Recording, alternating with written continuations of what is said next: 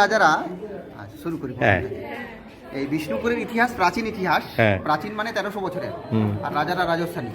তো রাজস্থানী রাজারা এখানে আসার কারণ হচ্ছে রাজস্থান থেকে উড়িষ্যা যাওয়ার একটা রাস্তা ছিল। তো রাজস্থানের কোনো এক রাজা সস্ত্রী তীর্থ ভ্রমণে যাচ্ছিলেন পুরী, স্ত্রী সন্তান প্রসবা, জঙ্গলের মধ্যে প্রসব হয়, স্ত্রী মারা যান। সেই সদ্যজাত বাচ্চা রাজা নেয়নি, স্থানীয় লোকের হাতে ছেড়ে চলে যায়। সেই বাচ্চা যখন বড় হয় স্থানীয় এলাকার রাজা হয়, তারই বংশ পরম্পরা মল্ল রাজারা। মল্ল মানে এরা কুস্তি যোদ্ধা, রেসলার। এরা প্রথমের দিকে ছিল শাক্ত শৈব, পরে এরা বৈষ্ণব হলো। আর বৈষ্ণব হওয়ার সাথে সাথে এদের পরিবর্তন এলো। কীরকম ফ্লেক্সিবিলিটি এলো। এই যে আর্কিটেকচার, এটা বৈষ্ণব আসার পরে বানানো। আর এটা যেটা দেখছেন মন্দির নয়, মঞ্চ, রাসমঞ্চের নাম, রাস উৎসব হতো। কীভাবে হতো? এই মল্ল রাজাদের প্রচুর রাধাকৃষ্ণের মন্দির, সমস্ত মন্দিরে রাধাকৃষ্ণ আনা হতো রাস পূর্ণিমায় 5 দিনের জন্য। প্রত্যেকটি খিলানে বসানো হতো। এরকম 108টা খিলান আছে। 108টা রাধাকৃষ্ণের মূর্তি রেখে একসাথে সন্ধ্যে আরতি পুজো হতো। এখন হয় না, কারণ archaeological survey of India, Bharat সরকার যখন এটা অধিগ্রহণ করে, রাস ফেস্টিভ্যালটা কন্টিনিউ ছিল না। সেজন্য নতুন করে এখানে রাস উৎসব, ধর্মীয় অনুষ্ঠান, পুজো পাঠ, ধূপ বাতি চলবে না। হেরিটেজ সাইট এটা। এই রাসমঞ্চ বানিয়েছিলেন রাজা বীর হাম্বির 1600 খ্রিস্টাব্দে, 422 বছর বয়স। রাজা বীর হাম্বির হচ্ছেন মল্ল রাজাদের প্রথম বৈষ্ণব রাজা এবং 49তম রাজা। এই রাসমঞ্চটা যখন বানায়, এর মধ্যে যে ম্যাটেরিয়ালটা, এগুলো সিমেন্ট বা রড নেই, শুধু পাতলা ইটের বানানো, এগুলোকে খিলান সিস্টেম বলে। যে মশলাটা দিয়ে বানানো চুন, ইটের গুঁড়ো, মেথি জল, চিটে গুড়, পাটের টুকরো, খয়ে, এই মিশ্রণ মিশিয়ে মশলা, সেই মশলা সিজন করে লাগানো হতো। দেয়ালগুলো লক্ষ্য করুন, পুরো প্লাস্টার ছিল চুনের। এগুলো বয়সের ভারে খসে গেছে, মানে 422 বছরের স্থাপত্যটা। এদিকে আসুন।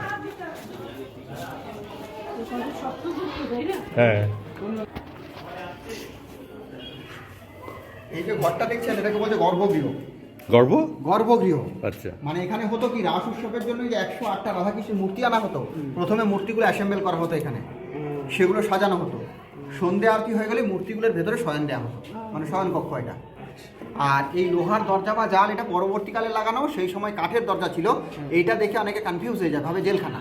একটা প্রপার গাইড দরকার বিষ্ণুপুরে, হ্যাঁ, সেটা গভর্নমেন্ট লাগিয়েছে। পরে লোহার দরজা, জাল, এটা ভেতরে বাদুর চামচিকে বাসা বেঁধে নোংরা করে দেয়, সেই জন্যই জাল দেওয়া আসে, অন্য কোনো কারণ নয়। কিসের মূর্তি ছিল? মানে মাটির না, রাধাকৃষ্ণের মূর্তিগুলো যেগুলো আনা হতো কিসের তৈরি? অষ্টধাতু, কষ্টি পাথর, এই সমস্ত মূর্তি। আর উপরের দিকটা লক্ষ্য করুন, কোনো সাপোর্ট নেই, কড়ি, বর্গা, রড কিচ্ছু নেই।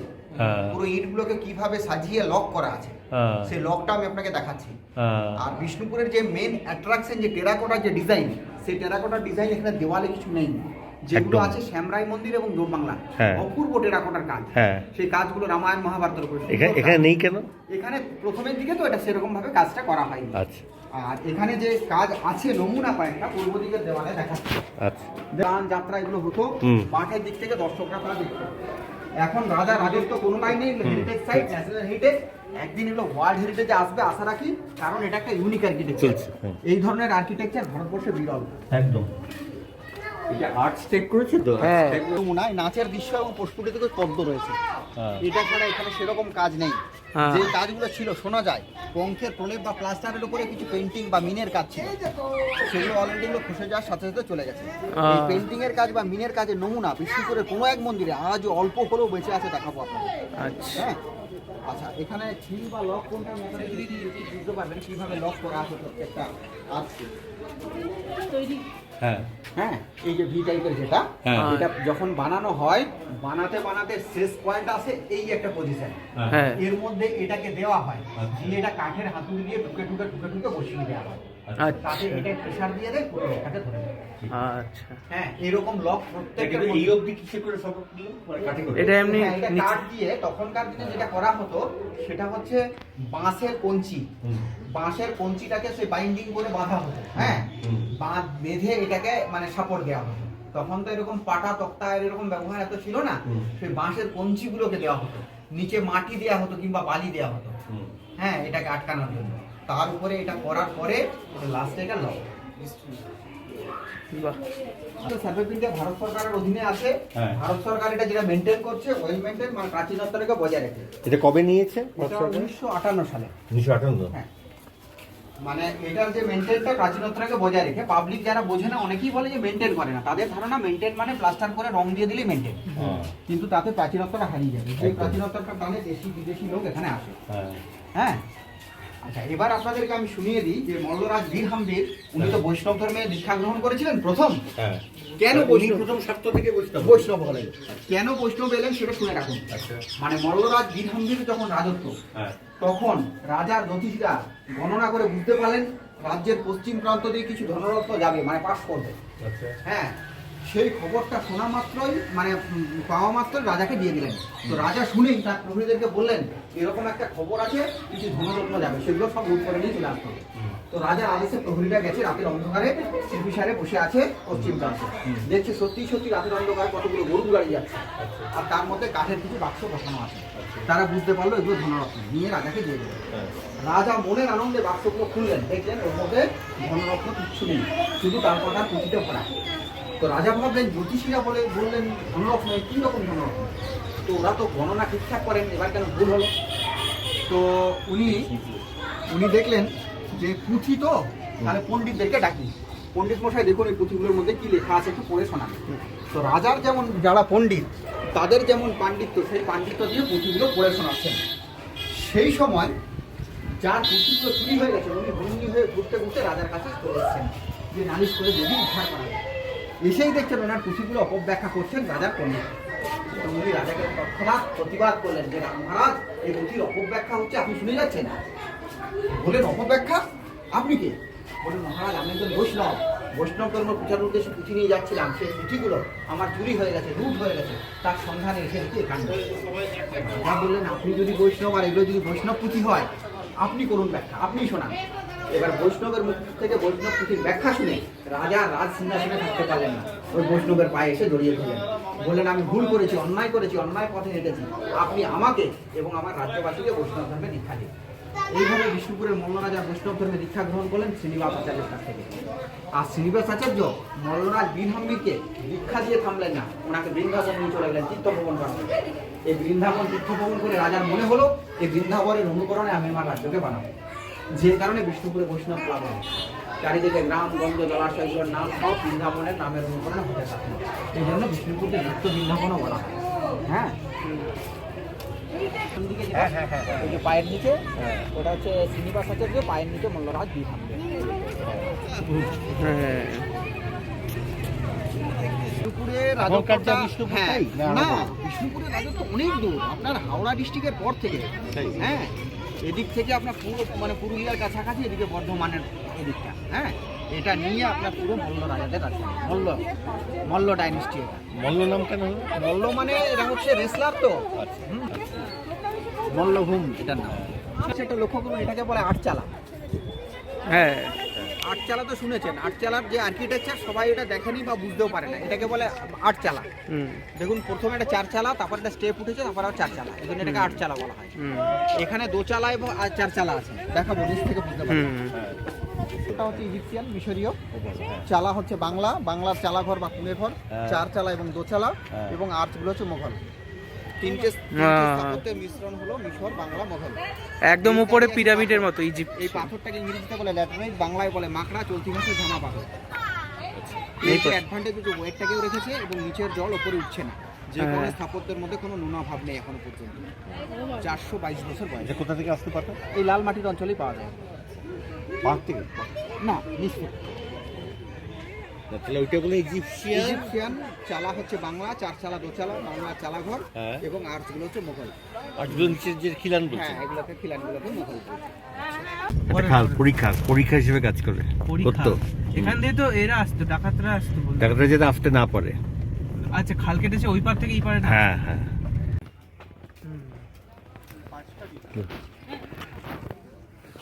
ভিডিওগ্রাফার। হ্যাঁ, অ্যাকচুয়ালি দেখুন, আমরা রাসমঞ্চ দেখলাম, দেখে আসার পরে আমরা একটা বিশাল একটা কমপ্লেক্স এসে পৌঁছে গেছি। এটা হচ্ছে প্যালেস কমপ্লেক্স, প্যালেস রাজবাড়ি চত্বর, এবং সুরক্ষিত। আচ্ছা, কিরকম সুরক্ষিত? আসার সময় হয়তো লক্ষ্য করেছেন একটা বাঁ দিয়ে একটা কচুরিপানাটা জলের নালা ছিল, পরীক্ষা, এইভাবে গভীর পরীক্ষা দিয়ে চত্বরটা ঘেরা আছে। শুধু এইটুকু পুরো এই রাজপ্রাসাদ এলাকাটা, বিশাল একটা এলাকা। তোর রাজপ্রাসাদটা কোন জায়গায় ছিল? দেখাবো। আচ্ছা, ওটা সারা বছর জল থাকতো, কুমির ছেড়ে রাখতো, বাইরে শত্রু আটকানো হতো। এখন সেরকম গভীরতা নেই, সারা বছর জল থাকে না, কুমিরের কোনো কষ্ট নেই। জলের সোর্সটা কি? জলের সোর্সটা রেন ওয়াটার, বৃষ্টির জল। আর এখানের যে কমপ্লেক্সের ভেতরে আমরা ঢুকেছি, কমপ্লেক্সের ভেতরে আমরা যেগুলো দেখবো মন্দির, আর বেশিরভাগগুলো রাধাকৃষ্ণের। এটা একটা রাধাকৃষ্ণের মন্দির, এর নাম হচ্ছে শ্যামরাই, শ্যামকৃষ্ণ রায় রাধিকা। এই মন্দিরের গঠন লক্ষ্য করুন, খালি চালার উপরে 5টা শিখর মানে চূড়ো, এটাকে পঞ্চরত্ন বা 5 চূড়ো মন্দিরও বলা হয়। এটা 1643-এর মন্দির, রঘুনাথ সিংয়ের প্রতিষ্ঠিত। কিন্তু এই মন্দিরের ভেতরে বর্তমানে শ্যামরাই মানে রাধাকৃষ্ণের মূর্তি নেই, না থাকার কারণ আছে বলবো। কি দেখবেন এর গায়ের অপূর্ব টেরাকোটার কাজগুলো, এই যে কাজ, রামায়ণ, মহাভারত, ফুলকারি, জালি, জাফরি, প্রচুর কাজ আছে। উল্লেখযোগ্য কিছু কাজ আমি আপনাকে দেখিয়ে যাবো। আর নিচের বেসটা লক্ষ্য করবেন, রাসমঞ্চে যেমন দেখলাম ল্যাটারাইট, এখানেও দেখবেন ওইরকম ল্যাটারাইট বা মাকড়া পাথর দেওয়া আছে। চলুন একটু ভেতরে গিয়ে দেখি। তার আগে আমি টিকিটগুলো একটু দেখিয়ে নিই। যেটা মন্দিরে চেন দেওয়া আছে, ওটার ভেতরে যাবেন না।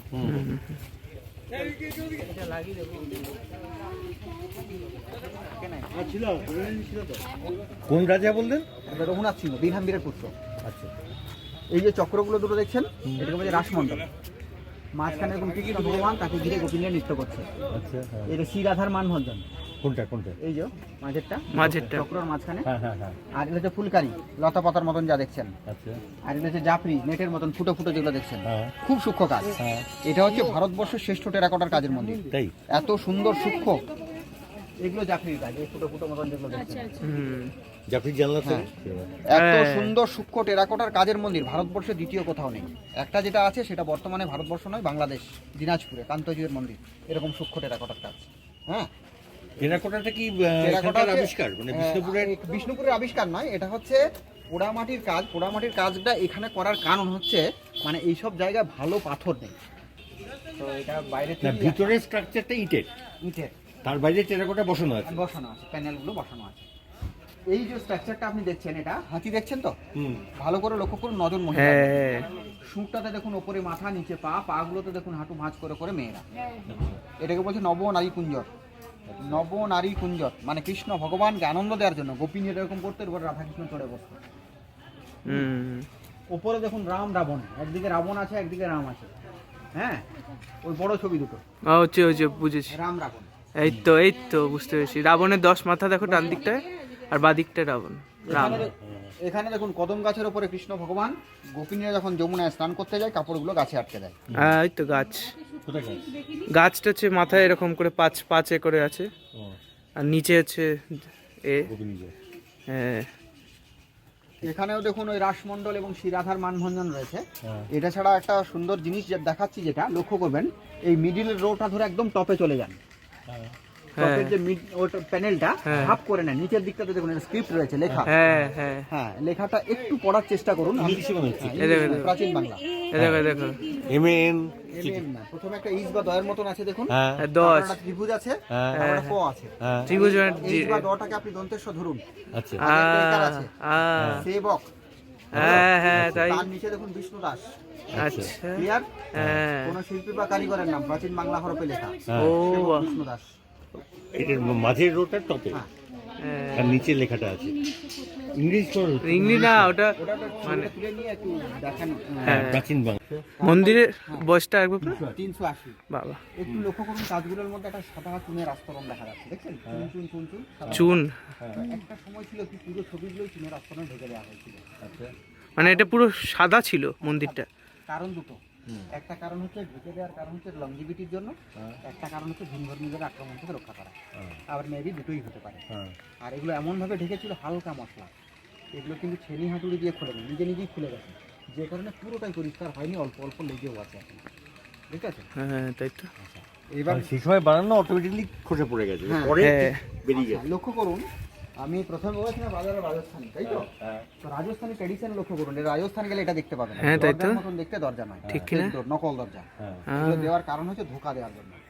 রাতের অন্ধকারে যদি কেউ আসে, আসল দরজা কোনটা বুঝতে দেরি হয়, প্রহরীরা সজাগ হতে পারে, সেই জন্যই এই ধরনের ফেক ডোরগুলো ব্যবহার করা হতো। নকল দরজা, নকল কিন্তু সব রামায়ণের।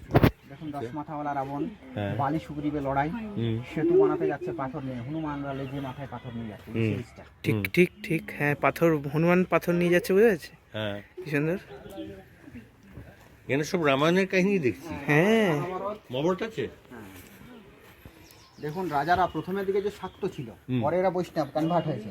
এটা কৃষ্ণ মন্দির, কিন্তু এর মধ্যেও দেখুন দেবী শক্তি, ছিন্নমস্তা, দুর্গা, কালী। একটু ভেতরটাকে তাকান, ও এই যে ভিতরে ভিতরে হ্যাঁ, গুলো। ছিন্নমস্তা দুর্গা কালী যাচ্ছে বোঝা। হ্যাঁ হ্যাঁ হ্যাঁ হ্যাঁ ও কালকে এগুলো লক্ষ্য করিনি। হুম আর খুব খুঁটিয়ে খুঁটিয়ে দেখতে হবে এগুলো। না জানতে না পারলে তুমি দেখতে পারবে, দেখে হ্যাঁ। বুঝতে পারবে না।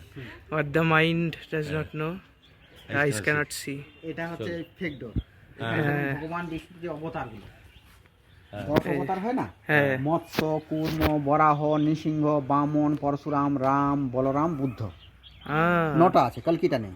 হ্যাঁ হ্যাঁ কলকিটা তো কাল্পনিক অবতার। আবার আচ্ছা। অন্য কোনো মন্দিরে কলকিটা কিন্তু আছে, দেখাবো। আচ্ছা আর এই টেরাকোটার কাজগুলো বানানোর যে টেকনিক, সেটা হচ্ছে এখন যেগুলো বানানো হয় সেগুলো সব হাতে, এগুলো কিন্তু হাতের কাজ। হাতে কিভাবে বানাতো, মাটিটাকে প্রথমে সেমি হার্ড করা হতো, মানে সাবানের মতো, তার উপরে বাঁশের ছুরি দিয়ে খোদাই করা হতো, মানে কার্ভিংয়ের কাজ এগুলো। তার হ্যাঁ অনেক সময়, তারপরে শুকানোর পরে এগুলো পোড়ানো হতো। হুম। পোড়াতো কিসে, তেঁতুল কাঠে। তেঁতুল কাঠে কেন পোড়াতো, তেঁতুল কাঠের স্টিমটা ঢিমে আছে জলে, দিক দিক দিক দিক করে বহুক্ষণ ধরে জ্বলতে থাকে, যাতে পোড়ানোর মানে আউটপুটটা খুব ভালো হয়। যে কারণে পোড়ানোর ক্ষেত্রে তেঁতুল কাঠ, বাবলা কাঠ এগুলো সব ব্যবহার করা হয়, পুড়িয়ে তারপরে পেস্ট করে পুড়িয়ে লাগানো।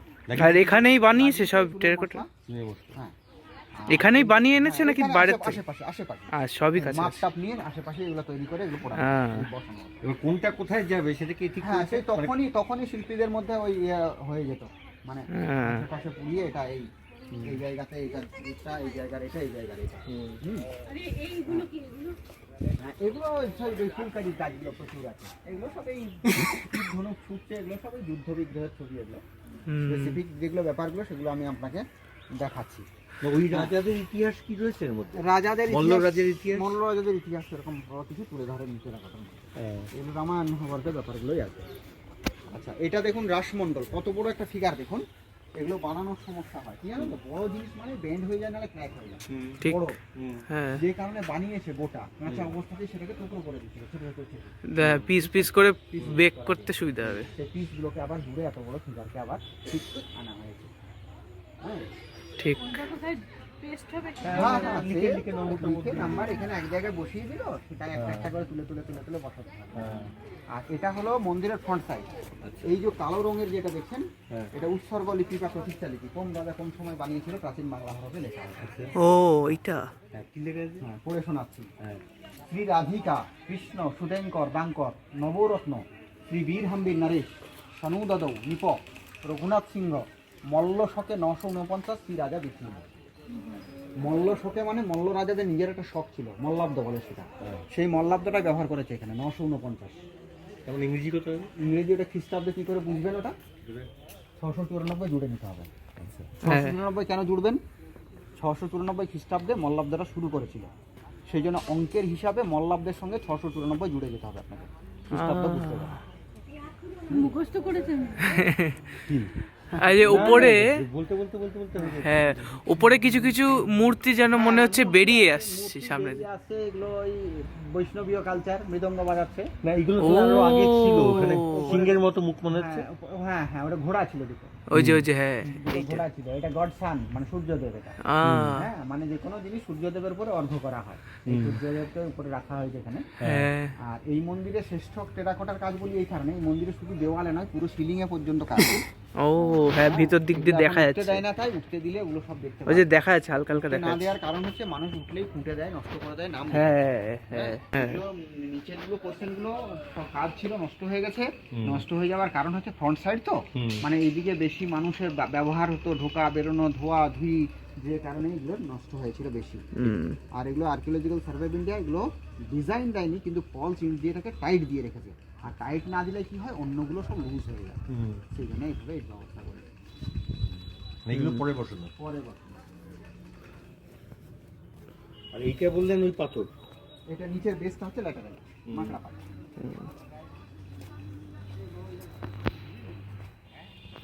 আর্কিওলজিক্যাল সার্ভে অফ ইন্ডিয়া এটা অধিগ্রহণ করে, হ্যাঁ। তখন এটা চূড়াটা ছিল না। ও ওই মাথার, আর্কিওলজিক্যাল বানিয়েছে, হ্যাঁ তাই তো, একদম চূড়াটা বানিয়েছে, কিন্তু ডিজাইনটা দেওয়া হয়নি। ডিজাইন দেয়নি। যেমন মাথার যেটা এটা আচ্ছা, ডিজাইন না দেওয়ার কারণও তো এটাও হতে পারে যে যে ডিজাইনটা করবে সেটা তো নতুন ডিজাইন যেহেতু। তারপর থিমটারও ব্যাপার আছে কি, হ্যাঁ হ্যাঁ, মানে এটা বোঝাও যাবে যে যেগুলো করা হয়েছে সেগুলো পরে রিকনস্ট্রাক্ট করা হয়েছে। অরিজিনাল, এই চূড়াটাও অরিজিনাল, এদিকে চূড়াটা পুরোটাই নতুন না। হ্যাঁ, এটা ভেঙে গেছিল বলে মানে বোঝা যাচ্ছে ডিজাইন নেই, যেটা সেটা পরে বানানো। আর ও হ্যাঁ ওটা সিঁড়ি আছে ভেতর দিয়ে, ভেতর দিয়ে। ও হ্যাঁ, আর উপরে দিকে 6টা একটা এরকম এ মনে হচ্ছে ওই গোল শেপের। কাউকে আমার কি ধরে বসাতে হচ্ছে? হ্যাঁ, এটা তো দরজা মনে হচ্ছে। হ্যাঁ, ইন্ডিভিজুয়াল দরজা। এর ভিতর দিয়ে যাচ্ছে কি? না কোথায় দাঁড়ালো?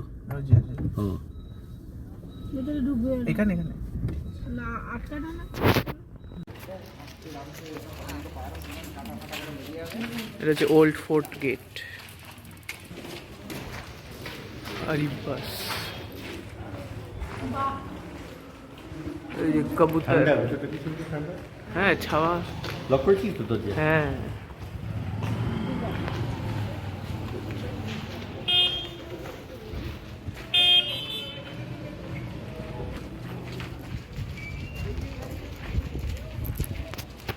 এটা পুরোটা ওই সেম ল্যাটেরাইট পাথর না কি বেশ বলছে।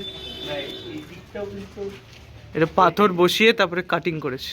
হ্যাঁ, এটা গেটওয়ে বলে এখানে মানে পাহাড়াটা হ্যাঁ, এখানে উপরে পাহাড়টা থাকবে, নিচে দিয়ে থাকা উচিত। একটু আগে বলেছিলাম প্যারেড কমপ্লেক্স পুরোটা পরীক্ষা দিয়ে ঘেরা। হ্যাঁ, ওইদিকেও দেখেছিলেন পরীক্ষা, এটাও পরীক্ষা।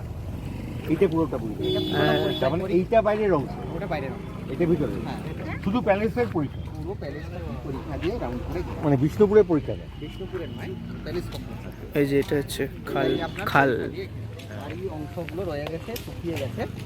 আর এটা একটা জিনিস ভাবতে হবে, পরীক্ষা দিয়ে ঘেরা মানে জলের ভিতরেই আবদ্ধ, তাদেরকে বেরোতে হবে, ঢুকতে হবে। হ্যাঁ। তার ছিল এটাই এন্ট্রান্স, হুম। এটা দিয়ে ঢুকতে বেরোতে। তো কি ঘোড়ায় চড়ে নিশ্চয়ই যাতায়াত করতো নাকি? একটু এইদিকে তাকান, দেখুন ছিদ্র দেখা যাচ্ছে। হুম, এই ছিদ্রগুলো করার কারণ হচ্ছে হ্যাঁ, বন্দুক। হ্যাঁ, এটা যেহেতু এটাই এন্ট্রান্স, এর ভিতরে প্রহরী রাখা হতো। এই জায়গাটাকে নজর, হ্যাঁ, পুরো সিকিউরিটি, এর মধ্যে এগুলো ছিদ্রগুলি নজরদারি বা তীর বন্দুক শোনা যেত। আর এটা যেমন ওপেন দেখ, তিনখানা বড় বড় কাঠের দরজা ছিল, সেটা পার হয়ে ওদিকে যেতে হতো। আরেকটা জিনিস ভাবতে হবে, যেটা হচ্ছে এখান থেকে বেরিয়ে এলেই পরীক্ষা মানে জলটা পেরোবে কি করে, তার জন্য ফোল্ডিং ব্রিজ ব্যবহার। এইখানটা ছিল ব্রিজ। এখানটাতে সেটা ছিল ফোল্ডিং ব্রিজ, সেটা দিয়েই যাতায়াত করতো। এটা পরীক্ষাগুলোর যখন ড্রোজিং করা হলো, মাটিগুলো হ্যাঁ। এই দিকে এমনভাবে ফেলা হলো, এটাই পাঁচিলের কাজ করবে। আলাদা করে ইটের কোনো পাথরের দেওয়াল দিতে হলো না। এফিশিয়েন্ট হ্যাঁ, হলো তাহলে আর এটা। ওর মধ্যে এক ধরনের ছোট ছোট কাঁটা বাঁশ আছে, সেগুলো এর মধ্যে রোপণ করা হবে। আচ্ছা, হ্যাঁ, কারণ কেউ যদি জলটা টপকে যায়, কাঁটা বাঁশগুলো ভেদ করে ওদিকে যেতে পারবে না।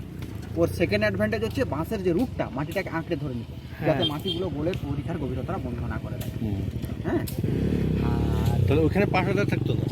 ওগুলো পাহারাদের দরকার ছিল না, হ্যাঁ। পুরোটাই কাঁটা বাঁশ ছিল। হুম। এমন ঘন কাঁটা বাঁশ, জল টপকালেও কাঁটা বাঁশ ভেদ করে ওদিকে যেতে পারবে না। হ্যাঁ, মানে এখনকার দিনে তার কাঁটা লাগায়, কিন্তু তখন ন্যাচারাল বাস দিয়ে। বাঁশের কাঁটা। তো বিভিন্ন জায়গায় প্রহরী বসার জায়গা আছে। এখানটা যেমন মানে শেডটা নেই, সেই শেডটাও ছিল, শেডটা ভেঙে পড়েছে সাতটা পুরোটা, মানে প্রহরীদেরকে ইয়ে করার জন্য, মানে রোদ বিছে মামরিনময়। সেই মন্দিরের ভেতরে একটা ছোট্ট কামান আছে, যে কামানটা আজও পর্যন্ত দুর্গাপূজার অষ্টমী সঙ্গীত হয়ে তপধ্বনি করা হয়, সেটা এখান থেকে করা হয়। সেই কামানটাও দেখা যায়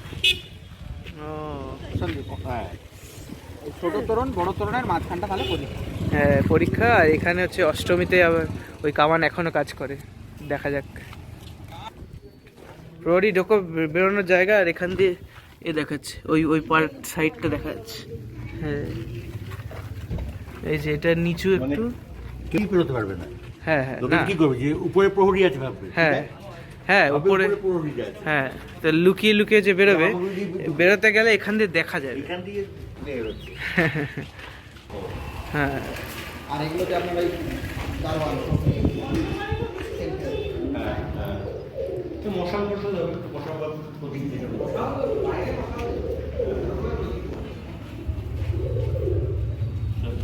কুলুঙ্গি। এখানে এত বড় পাথরগুলো আনতো কোথা থেকে, মানে ক্যারি করতে হতো সব? এই লাল মাটির অঞ্চলে এগুলো পাওয়া যায়। হ্যাঁ, এগুলো সাইজ করা হতো, পাথরগুলো তো এবড়ো খেবড়ো পাওয়া যেত, হ্যাঁ সেই এবড়ো খেবড়ো পাথরগুলোকে হ্যাঁ। ওই ছেনি হাতুড়ি দিয়ে তখন কেটে এগুলো সাইজ করতো।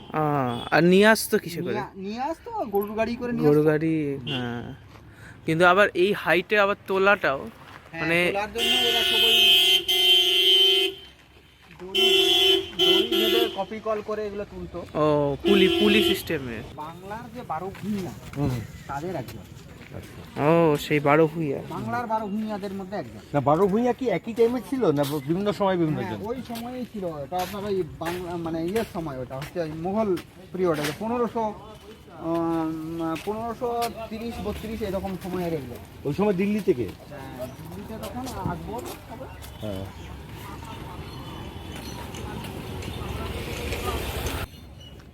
বাগানটা লালজি নতুন মন্দির। বানানো, এর আগে এখানটা ফাঁকা মাঠ ছিল। এই মাঠটার মধ্যে প্রতি বছর 17ই আগস্ট মানে শ্রাবণের সংক্রান্তিতে একটা উৎসব হতো, আচ্ছা। যার নাম ঝাপান। জাপান? হ্যাঁ, হ্যাঁ। ঝাঁপি থেকে সাপ বের করে খেলা দেখানো।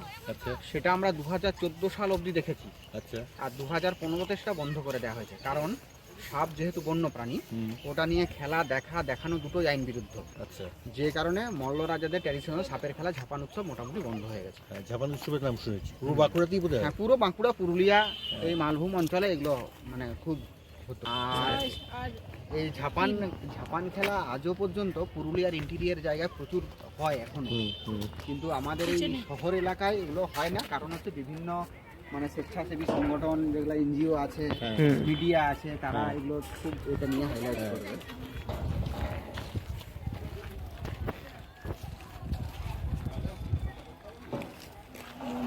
বাহ, হ্যাঁ। এইগুলো এই ইটগুলো ছোট সাইজের, এগুলো পুরনো ইট বোঝা যাচ্ছে। আর এটা হচ্ছে ওই সেই ইট। এটা যে ধরে ধরে দেখছো, এটা খুব ভালো। সকালবেলা মন্দিরটার নাম হচ্ছে লালজি। এই লালাজি কৃষ্ণ ভগবানকে বৃন্দাবন থেকে আনা হয়েছিল। আচ্ছা। বৃন্দাবন থেকে এনে এখানে মন্দির প্রতিষ্ঠা করা হলো। আর মন্দিরটা প্রতিষ্ঠা করার পরে মন্দিরটা সংরক্ষিত হয়েছিল তাদের জন্য, রাজবাড়ির মহিলাদের জন্য, যে কারণে হাই ওয়াল। ভাবছি হাইওয়াল কেন? 1658 দ্বিতীয় বীরসিংহের প্রতিষ্ঠিত মন্দির। হ্যাঁ। এই মন্দিরের শৈলীটা লক্ষ্য করুন, ওপরটা উড়িষ্যা শৈলীতে তৈরি। হ্যাঁ, তাই তো। উড়িষ্যায় এইরকম ধরনের আর্কিটেকচারগুলো। আর পুরোটাই ল্যাটারাইট বা মাখা পাথরের মন্দির। এর গায়ে পুরো পঙ্খে প্রলেপ বা প্লাস্টার রয়েছে। আর এর গায়ে যেটা ছিল পুরোটাই পেন্টিংয়ের কাজ, ন্যাচারাল কালারের। সেগুলো অলরেডি রোদ বৃষ্টিতে চলে গেছে। তার কিছু অংশ অল্প বিস্তর চিহ্ন রয়েছে, আমি আপনাকে দেখাচ্ছি। ডান দিকটা হচ্ছে খোলা মঞ্চ। এই মঞ্চটার মধ্যে রাধাকৃষ্ণের যে অনুষ্ঠানগুলোতে রাজবাড়ির মহিলারা এখানে নিজেদের মধ্যে প্রোগ্রাম করত, গাইস নাচ গান। ঠিক তো। আচ্ছা, উপরের দিকে তাকান মন্দিরে, এই কার্নিশের তলায় ঠিক বক্সগুলোর ভেতরে গোল গোল কিছু ডিজাইন দেখা যাচ্ছে। হ্যাঁ হ্যাঁ হ্যাঁ, এদিকে দেখো, এইদিকে দেখো, এইদিকে ক্যামেরা দেখো, এই দেখো, হ্যাঁ ক্যামেরায় দেখো, এইগুলো তো গোল গোল হ্যাঁ। বক্সের ভেতরে যে গোল গোলগুলো, হ্যাঁ। এগুলো ন্যাচারাল কালারের পেন্টিং এর কাজ। এটা পুরো দেওয়াল ভরে ছিল, বেশিরভাগটা রোদ বৃষ্টিতে চলে গেছে। অল্প হলেও চিহ্ন রয়েছে। তার মানে এগুলো তো, দেখে তো সিমেন্ট মনে হচ্ছে। সিমেন্ট না, এটা চুন। চুন? হ্যাঁ, না বৃষ্টি হলে যদি চলে যায়, দেখেছো দরজার উপরে হ্যাঁ আঁকা গুলো একটু একটু আছে। আর এটা হচ্ছে ফ্রন্ট সাইড, এটা হচ্ছে রান্নাঘরের ভাঙা অংশ। প্রত্যেক ও। কৃষ্ণ মন্দিরের জন্য কিন্তু একটা রান্নাঘর বরাদ্দ থাকে। ঠিক সেই ঠিক। রান্নাঘর এটা, এখানে ভোগ রান্না হতো থাকে। করার জন্য, তাই তো? যেহেতু এটা সংরক্ষিত মন্দির মহিলাদের, এই মন্দিরে যে সেবা পুজো বা ভোগ রান্নার জল দরকার হতো, এরা কিন্তু বাইরে যেত না। এই ভেতরে এই পাঁচ কুয়ো আছে, এই কুয়োর জলে ভোগ রান্না, সেবা পুজো দুটোই চলে। বা এই কুয়োটা হ্যাঁ, অনেক, কুয়োটা উপর থেকে নূতন মনে হলেও হ্যাঁ। কুয়োটার ভেতরে যদি মুখটা লাগান তাহলে বুঝতে পারবেন প্রাচীন। কারণ এখনকার দিনে কুয়োতে দেখবেন মাটি কিংবা সিমেন্টের রিং ব্যবহার করা হয়, হ্যাঁ। কিন্তু এর ভেতরটা পুরোটা ল্যাটারাইট বা মাকড়া পাথর দেওয়া আছে। ও একটু কাছে গিয়ে দেখুন, ওটা তো দেখতে লিখে আছে ভোগ কক্ষ। মাটিতে যে জলটা পড়ে সেই জলটা মানে ঝর্ণা হয়। জি মোবাইলটা পড়ে যাবে। কিচ্ছু করবে না, রিফ্লেকশন আছে তার মধ্যে। ল্যাটারাইটের হ্যাঁ, দেয়াল।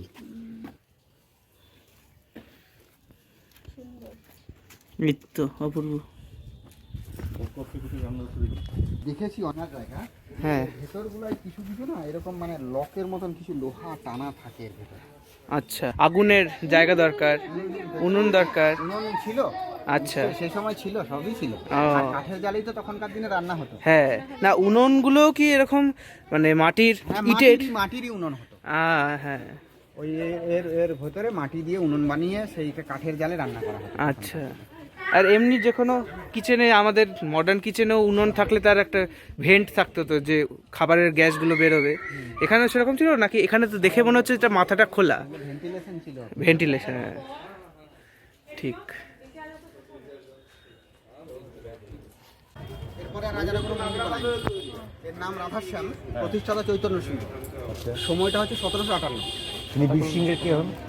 ওইসব নেক্সট জেনারেশন পর পর পর। এই জুতো পরে উঠবে না বাবু। জুতোগুলো? হ্যাঁ।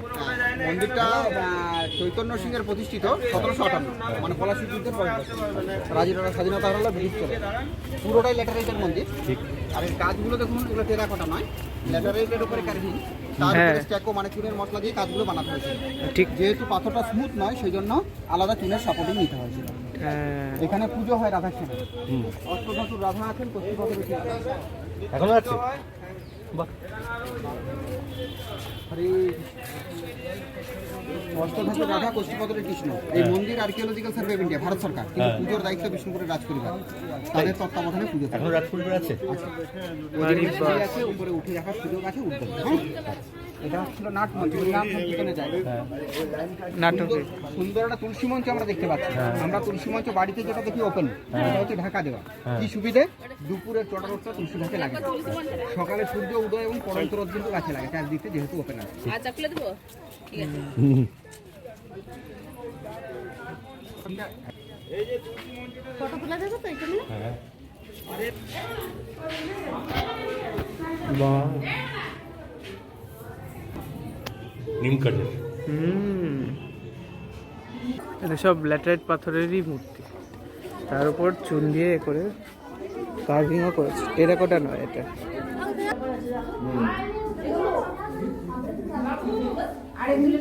এইটা তো হচ্ছে বিষ্ণু, এখানে এটা তো ব্রহ্মা নাকি? ব্রহ্মা।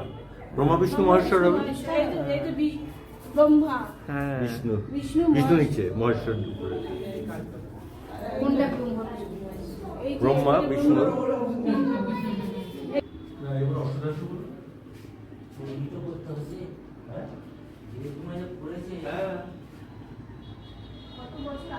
এইটা দেখো, এইটা দেখো। পাথরে, তারপরে এদিকে দুর্গা ঠাকুর। যুদ্ধ, এ তো ঘোড়ার উপরে।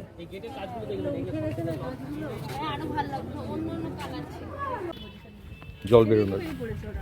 কিন্তু এই জল বেরিয়ে এখানেই থেকে যাবে, এখান থেকে আবার যাবে কোথায়? না, নিশ্চয়ই আছে। এখানে আর কোনো ফুটো? জল তো মাটিতে টেনে নেয়। হ্যাঁ। হ্যাঁ, মাটি।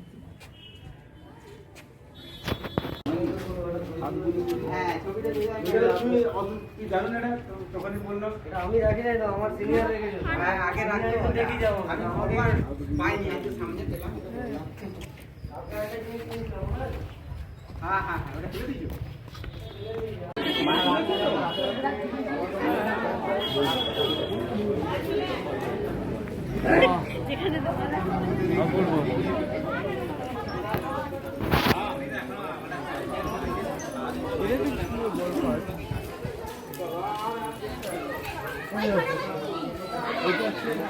ঝুড়ি যেটা নেমেছে দেখেছো? হুম। এটা নেমেছে হুম। মেন বৃক্ষটা।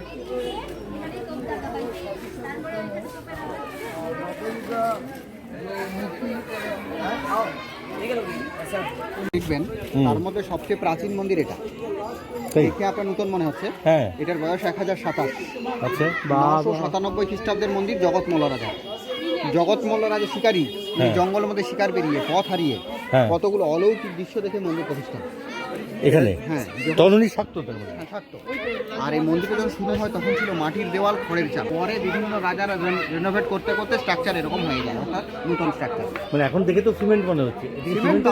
সিমেন্ট নয়, কিন্তু এটা পরের দিকে স্ট্রাকচার। এটা মানে প্রথম শুরুটা ছিল মাটির দেওয়াল, খড়ের চাল। হ্যাঁ, আর ভেতরে যে মায়ের মূর্তি একটা আছে, হ্যাঁ। সেটা কুশ ঘাস আর গঙ্গা মাটি। আচ্ছা ওটা বিসর্জন হয় না, স্বপ্ন আদেশ হলে শুধু পেন্টিং হয়। আচ্ছা লাস্ট 2018 ডিসেম্বরে পেন্টিং হয়েছিল। আচ্ছা। স্বপ্নাদেশ হয় রাজপরিবারের মধ্যে। হুম। আর দুর্গাপূজার 15 দিন আগে পুজো শুরু হয় এখানে, জিতা অষ্টমী। প্রথমে পটে পুজো হয়, তারপর মায়ের। সেই পটগুলোকে বিসর্জন করে দেওয়া হয়, কিন্তু মা বরাবর একইভাবেই থাকে। এই মাকে ঠাকুর শ্রীরামকৃষ্ণ দর্শন করে গেছিলেন। মানে 1000 বছর পূর্ণ ঠাকুর। হ্যাঁ, মানে এখানে মাকে দর্শন করেছিলেন রামকৃষ্ণ, কারণ হচ্ছে বিষ্ণুপুর সাব ডিভিশন কোর্ট, এই কোর্টে ঠাকুরের সাক্ষীর কাজ করেছিল, এসেছিলেন সময়ের ফাঁকে মাকে দর্শনও করেছিলেন। আর একটু আগে রামকৃষ্ণের সাক্ষী করেছিল? হ্যাঁ, ব্রিটিশ পুলিশ ওনাকে সমন করেছিল। কিসের জন্য? ওখানে একটা ঝুল ঝামেলার মারামারি গেছে, ওনাকে সামনে পেয়েছিল, আচ্ছা নাম নিয়েছিল, প্রসেস সমন দেয়, হ্যাঁ। ওনাকে বিষ্ণুপুর কোর্টে আসতে হবে। আচ্ছা আর যে কামানটার কথা একটু আগে বলছিলাম, সেই হ্যাঁ। কামানটা দেখবেন ওই যে চাঁদমালা চড়ানো আছে, হ্যাঁ প্রতি বছর দুর্গাপূজার অষ্টমীর সন্ধিক্ষণে ওই কামানটা বাইরে নিয়ে গিয়ে তোপধ্বনি করে ওই জায়গায়। কোথায় কোথায়? ওই সামনে চাঁদমালা চড়ানো আছে যেটা। ও ওই তো, হ্যাঁ ঠিক তো।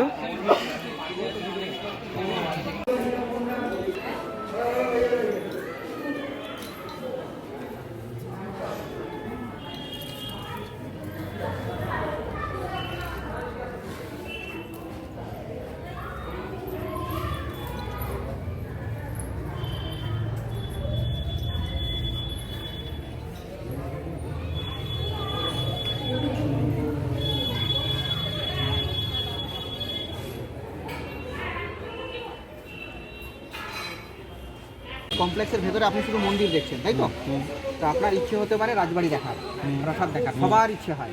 সবাই কি বলি ধৈর্য ধরুন, দেখাবো নিশ্চয়ই, পরে বলি পারবো। কারণ নেই, রাজারা বৈষ্ণব, ভোগ বিলাসী নয়। রাজকোষের অর্থরা মন্দির, পুজো, নাম, সংকীর্তন, তীর্থ ভবনে ব্যয় করে দিতেন, যে কারণে মন্দির মন্দির। এবার প্রশ্ন করতেই পারেন, তাহলে রাজারা কি মন্দিরেই বসবাস করতো? না, প্রাসাদ ছিল থাকতো থাকাকালীন, পরে বৈষ্ণব হলো, প্রাসাদে থাকতো, কিন্তু প্রাসাদের রেনোভেশন করেনি, যে কারণে সে প্রাসাদ আস্তে আস্তে ধ্বংসের দিকে চলে গেল। আচ্ছা কিন্তু মানে না আমরা বসে একটা দিন ওই যে দূরে যেগুলো ভাঙাচোরা দেখছেন, হ্যাঁ সব প্রাসাদের ধ্বংসস্তূপ। ও গাছে রাজ পরিবারের সদস্যরা হ্যাঁ তারা মায়ের মন্দিরের পিছনে আশেপাশে সাধারণ বাড়িগুলো, হ্যাঁ। তাতেই থাকে সাধারণ মানুষ, ও, মানে চাকরি বাকরি, ব্যবসা বাণিজ্য, হ্যাঁ। এইসব নিয়ে থাকেন। আর লোক- এখনকার দিনে যেমন বাড়িতে অ্যাটাচ বাথরুম হয়, হ্যাঁ। তখনকার দিনে একটা করে অ্যাটাচ পুকুর থাকতো। ও এই সেই পুকুর, এই পুকুরটা হচ্ছে রানীদের স্নান করা। হ্যাঁ আর রানীরা স্নান করতেন বলে তাদের আবরু রক্ষার জন্য পুকুরটা কিন্তু হাই ওয়াল দিয়ে ঘেরা ছিল। হ্যাঁ আর তাই এই তো। মাকড়া পাথর দিয়ে যে বাঁধানো ঘাটটা দেখা যাচ্ছে, ওটা পুরোটাই রাজবাড়ির সাথে অ্যাটাচ। ও হ্যাঁ হ্যাঁ, এই দেখা যাচ্ছে।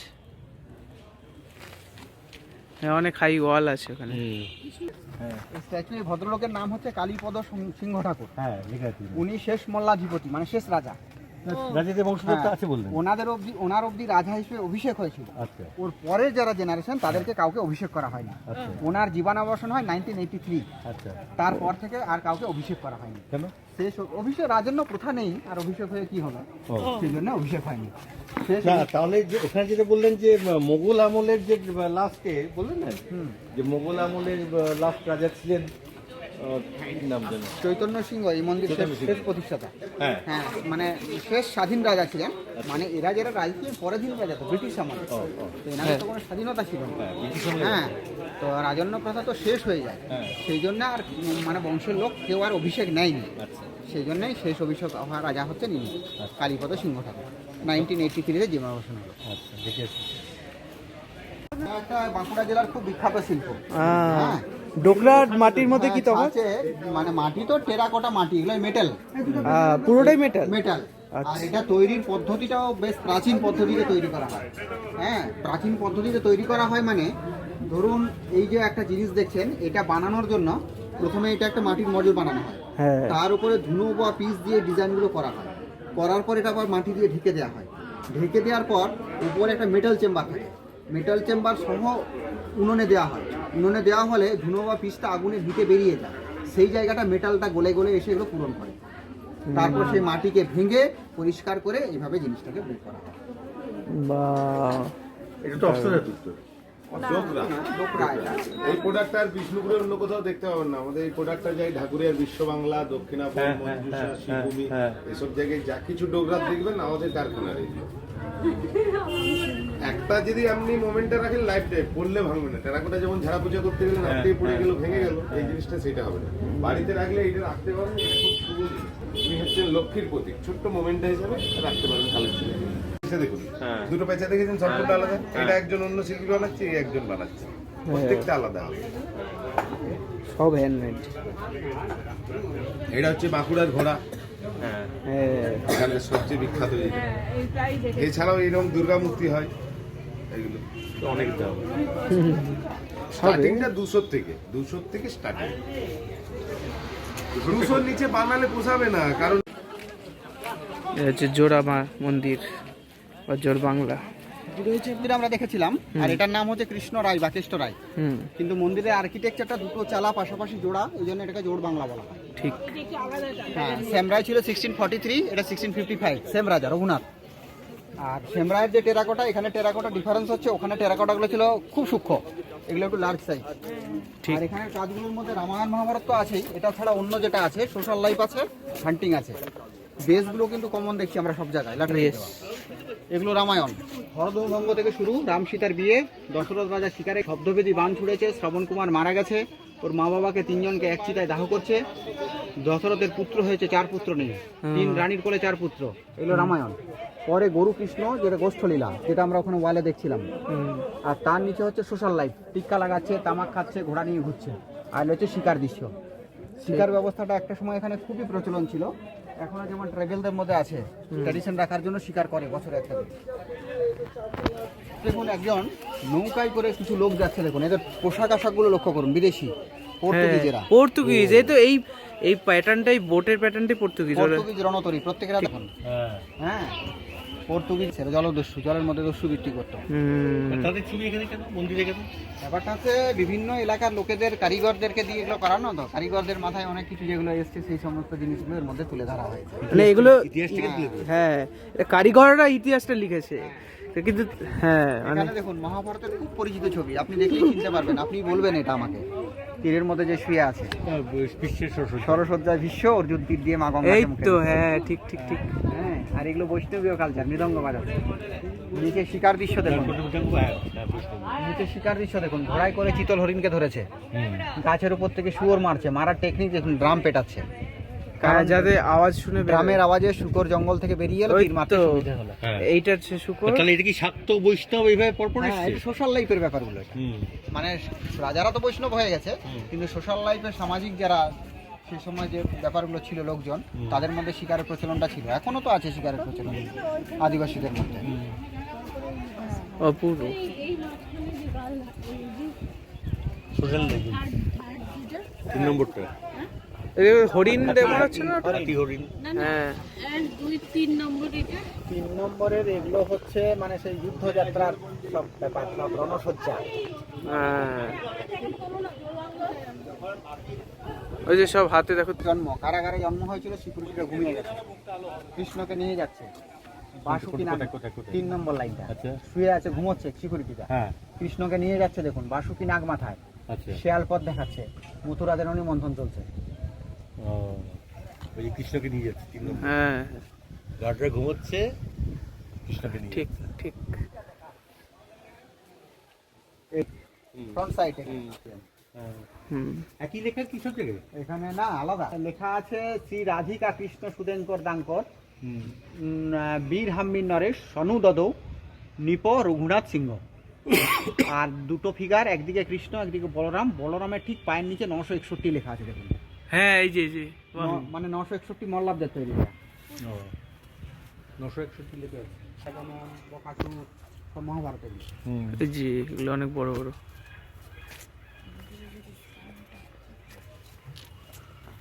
এটা দেখুন, যেটা সম্প্রতি আমরা সিনেমায় কিছু দেখলাম, একটা ধনুক থেকে অনেকগুলো বাণ ছুটছে, হ্যাঁ হ্যাঁ। মানে এগুলো দেখে বোঝা যাচ্ছে তৎকালীন যুগে এরকম চলতো, মানে এগুলো রিয়েল ব্যাপার। তার নিচে দেখুন বাঘের সঙ্গে মানুষ লড়াই করছে, তারপরেও মানুষ বেঁচে মরা বাঘকে কেমন ক্যারি করে নিয়ে যাচ্ছে। হ্যাঁ, বাহ। একদম নিচের রোডে। হ্যাঁ, ওই যে বাঘটাকে উল্টে করে হ্যাঁ। ক্যারি করছে। আর যেটা শ্যামরায় মন্দিরে দেখেছিলাম টেরাকোটার যে কৃষ্ণ কদম গাছে, এই ছবিটা এখানে স্পষ্ট আছে দেখুন, ওই তো। কদম গাছে কৃষ্ণ, গোপিনীরা স্নান করতে গেছে, আহা। কাপড় গাছে আটকে।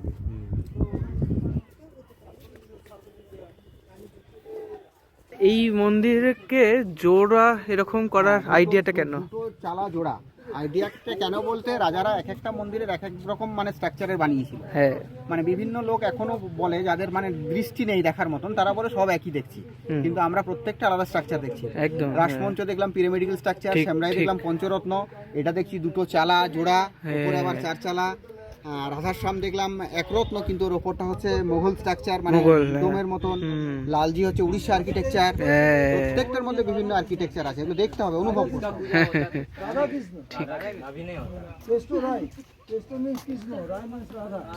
পাখির দেখি পায়ের নখের কতগুলো হাতি, এগুলো প্রথমে এগুলো আমরা জানতাম আরব বড়দিন বলতাম, পরবর্তীকালে গবেষণা করে জানা গেল রামায়ণ ঘাটতে গিয়ে দেখা যাচ্ছে রামায়ণের কিষ্কিন্ধাকাণ্ডে এই ধরনের একটা পাখির কথা উল্লেখ করা আছে। ওই তো এটাকে বলছে সিংহ পাখি।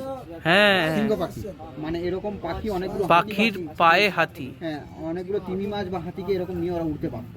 রে বাপ, রামায়ণের কিষ্কিন্ধাকাণ্ডে এটা উল্লেখ আছে, আরে বাপ। সিংহ পাখি।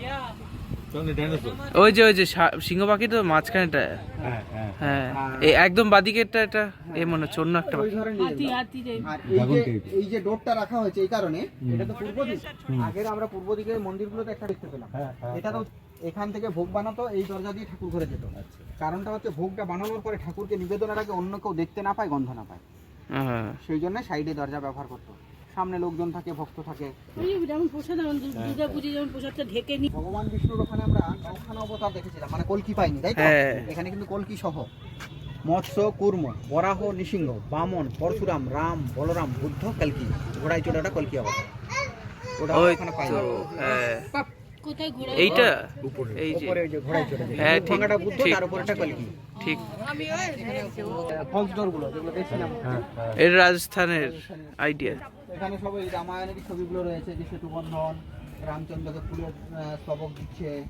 আর এটা ছাড়া সোশ্যাল লাইফের দু একটা পিকচার লক্ষ্য করুন, যেটা হচ্ছে তৎকালীন যুগে মেয়েদের মধ্যে যে সাজগোজের প্রচলন ছিল সেটাও আমরা দেখতে পাচ্ছি। বিউটিশিয়ান এই তো দিচ্ছে মেকআপ আর্টিস্ট বেসিক্যালি। কোথায় ওই যে, এই যে দেখতে পাচ্ছ, রানিমার চুল আছে দিচ্ছে। আহা, আর এটা ছাড়া ফুলের বুকে দেওয়ার যে রীতিটা সেটাও প্রাচীন। একজন বাচ্চাকে দেখুন ফুলের বুকে দেওয়া হচ্ছে, সেলাম জানাচ্ছে, জোকারে হাস্য করছে। আরে জোকার তো বোঝাও যাচ্ছে। জোকারের ক্যাপটা দেখুন আজকে Exactly. সাথে একই। হ্যাঁ, আরে বাপরে, আরে বাস। বিউটি পার্লার কি সুন্দর না, তো দাঁড়িয়ে দাঁড়িয়ে দেখতে হবে, তাড়াতাড়ি দেখলে হবে না। হ্যাঁ, কত কত কিছু হিস্ট্রি। তো এরা যে তুমি যদি তাড়াতাড়ি দেখে দেখে বেরিয়ে যাও, তো এইটা মন্দির তো তোমার 1 বছরে বানিয়ে দিতে পারতো।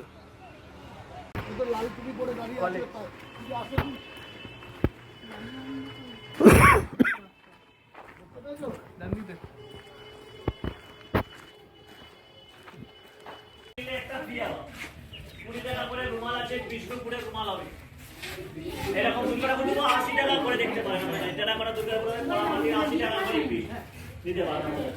এগুলো আছে 60 টাকা করে নেয়, কালা নিলে 80 টাকা, যা নিলে মাটি দিলে দাম অনেক কম করে আছে।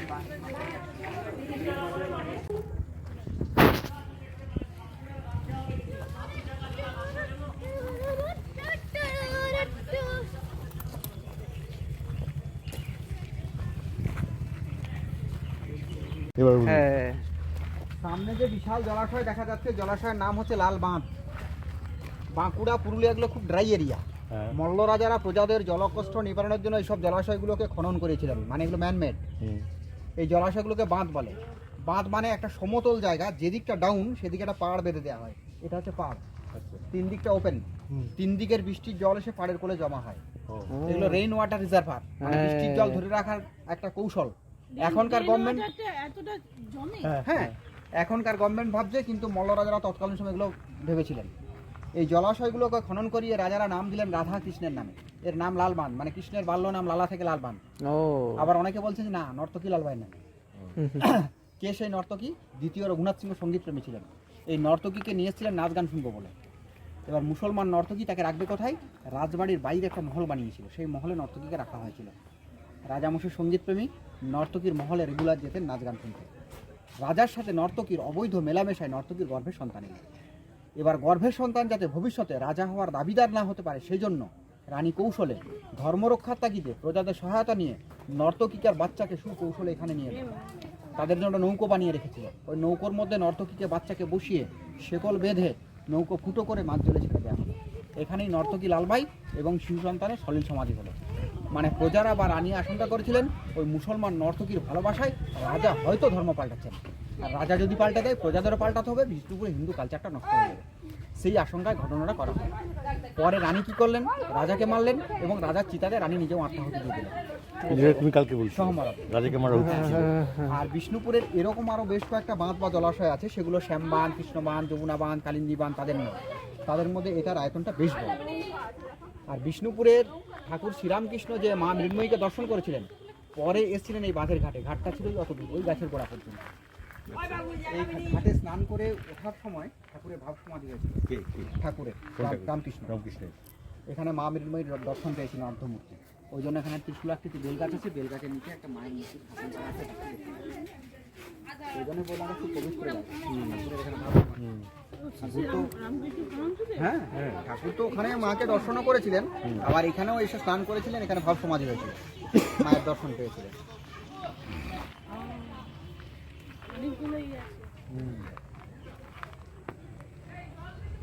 কি হয় জলাশয়তে?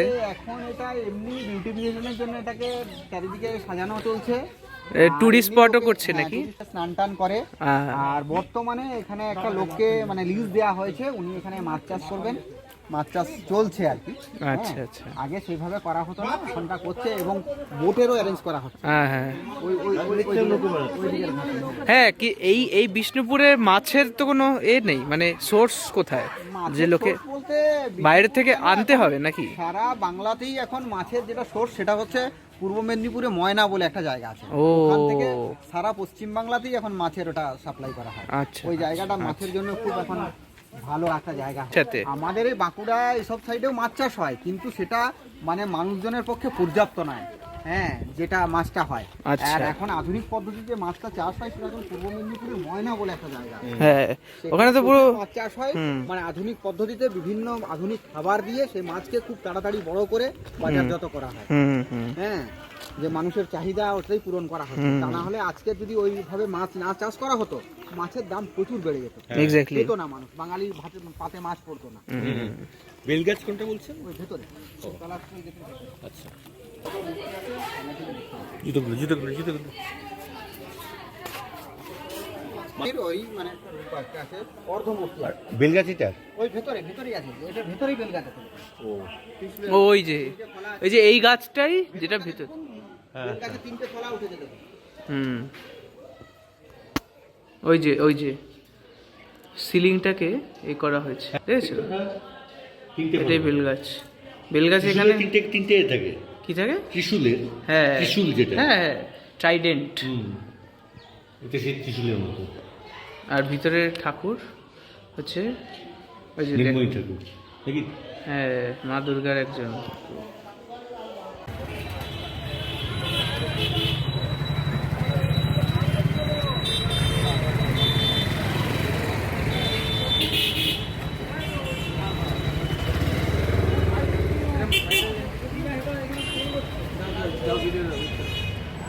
ভিতরে ছবি তোলা যাবে? ও যাবে না, আচ্ছা। আর্কিওলজিক্যাল 3টে টিকিট নিয়ে নেন 30 টাকা। হ্যাঁ।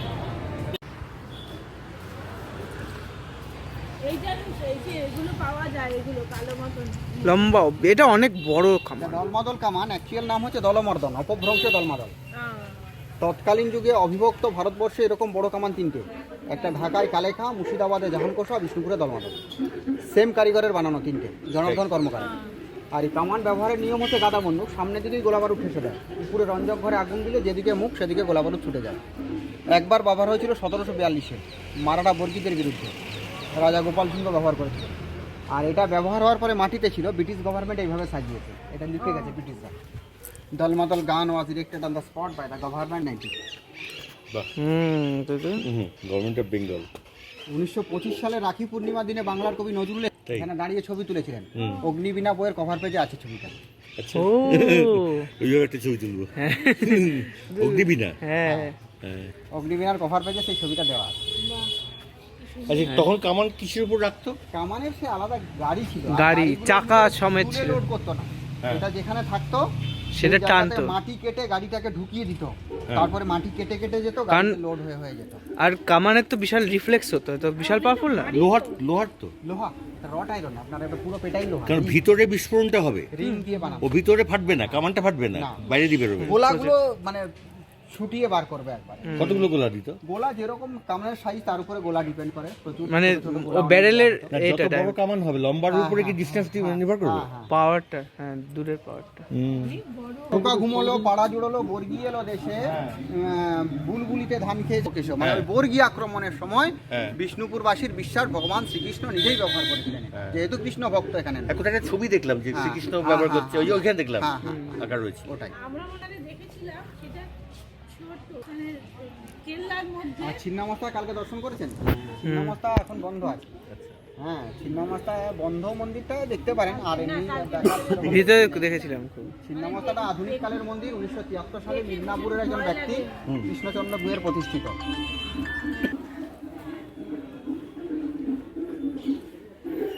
দলমাদল কামান।